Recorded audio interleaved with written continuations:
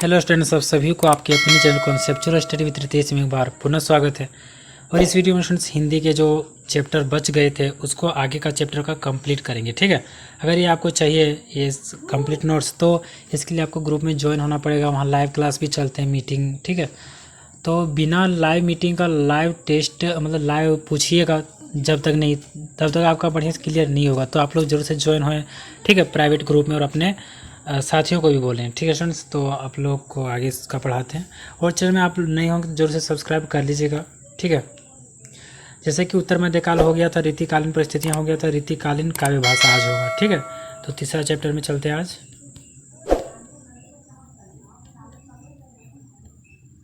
तो आज रीतिकाल का जो काव्य भाषा था उसके बारे में होगा। ठीक है, रीतिकालीन काव्य भाषा। रीतिकाल किसको कहते हैं आप लोग को पता होगा। ठीक है, आचार्य रामचंद्र शुक्ल जी के द्वारा 1700 से लेकर 1900 ईस्वी को रीतिकाल कहा गया है। ठीक है, तो ये जो समय था फ्रेंड्स, उस समय में जो काव्य लिखे गए या अच्छा मतलब जो भी लिखे गए बनाए गए, ठीक है, तो उसका जो है सो कौन से भाषा में लिखा गया, इंग्लिश, हिंदी, मराठी, उर्दू, किस भाषा में। ठीक है, तो इसके बारे में बात करने वाले हैं। तो मेनली इसमें ब्रज भाषा की प्रधानता देखी गई। तो ब्रज भाषा क्या होता है? एक भाषा होता है। ठीक है, संस्कृत के बाद ब्रज भाषा का ही नाम आता है। और उस समय जो फ्रेंड्स आप लोग जान रहे होंगे, मुगल साम्राज्य का भी शासन था और इधर अंग्रेज भी अपना पल्ला फैला रहे थे। ठीक है, अपना हाथ फैला रहे थे।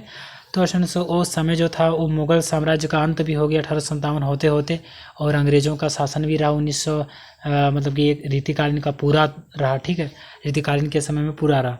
तो फ्रेंड्स आगे देखते हैं। ठीक है, ब्रज भाषा इस युग की प्रमुख साहित्यिक भाषा है।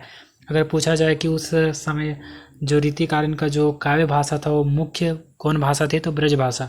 भारतीय साहित्य में लालित्य के क्षेत्र में संस्कृत भाषा के पश्चात ब्रज भाषा का स्थान है। एक तो वह मध्य देशीय भाषा थी, दूसरा यह प्रकृति से मधुर थी, साथ ही कोमल रसों की सुंदर अभिव्यक्ति की इसमें अपार क्षमता थी। माधुर्य गुण और नाजुक मिजाजी के कारण संगीत के लिए इनके सर्वथा अनुकूल थे। डॉक्टर नगेंद्र का कथन इस दृष्टि से द्रष्टव्य है। भाषा के प्रयोग में इन कवियों ने एक खास नाजुक मिजाजी बरती। इनके काव्य में किसी भी ऐसे शब्द की गुंजाइश नहीं है जिसमें माधुर्य नहीं हो। ये जो भाषा ब्रज भाषा बहुत ही ज़्यादा माधुर्यपूर्ण है। ठीक है, गाने में इतना सुंदर लगता है, क्या ही बोले, बहुत ही बढ़िया लगता है। ठीक है, अक्षरों के गुंफन में इन्होंने कभी भी त्रुटि नहीं की। संगीत के रेशमी तारों में इनके शब्द मानिकी के मोती की तरह गूंथे हुए हैं। ठीक है, बहुत ही बढ़िया मतलब कि है।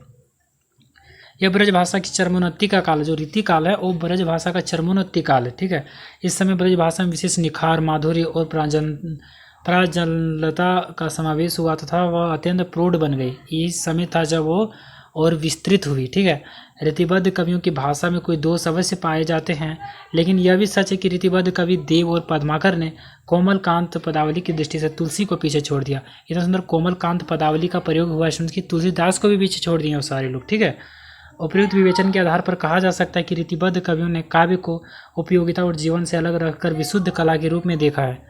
फलस्वरूप यह काव्य मोहक छटा से युक्त किंतु निर्जीव मूर्ति के रूप में सामने आया है। परिपाटीबद्धता के कारण इस काव्य में भावना अत्यंत संकुचित घेरे में बंध गई है। इन्हीं बातों को ध्यान में रखकर डॉक्टर आचार्य रामचंद्र शुक्ल ने लिखा है, जीवन की विभिन्न चिंत्य बातों तथा जगत के नाना रहस्यों की ओर कवियों की दृष्टि नहीं जाने पाई। वाग्धारा बंदी हुई नालियों में ही प्रवाहित होने लगी, जिससे अनुभव से बहुत से गोचर और अगोचर विषय रससिक्त होकर सामने आने में रह गए। ठीक है, आने से रह गए। तो फ्रेंड्स जो बात था यहाँ क्या था, रीतिकाल में जो था ब्रज भाषा की प्रधानता थी, इसमें माधुर्यता देखा गया। संस्कृत के पास इसी का नाम था। ठीक है, इतना सुंदर से गाने में बढ़िया लगता था कि जो है सो तुलसी को भी पीछे छोड़ दिया पद्माकर और देव ने। ठीक है, इतना कोमला कांत पदावली का प्रयोग किया गया जो। तो आप लोग को इतना ही लिखना है। ठीक है, इसमें और या वीडियो में इतना ही बताना फ्रेंड्स, एक ही चैप्टर कंप्लीट करना था वो तो हो गया। ठीक है, अगर आप नहीं जुड़े हैं प्राइवेट टेलीग्राम के प्राइवेट ग्रुप से जरूर से जुड़ें। ठीक है, 299 लगेगा आपका मेजर और कॉमन कोर्स का।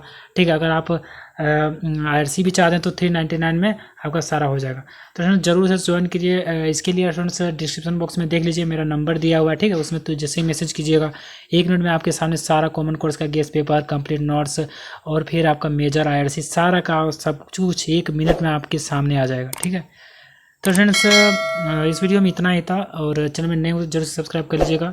और थैंक्स फॉर वॉचिंग स्टूडेंट्स, फिर मिलेंगे इंटरेस्टिंग वीडियो के साथ। जय हिंद, वंदे मातरम।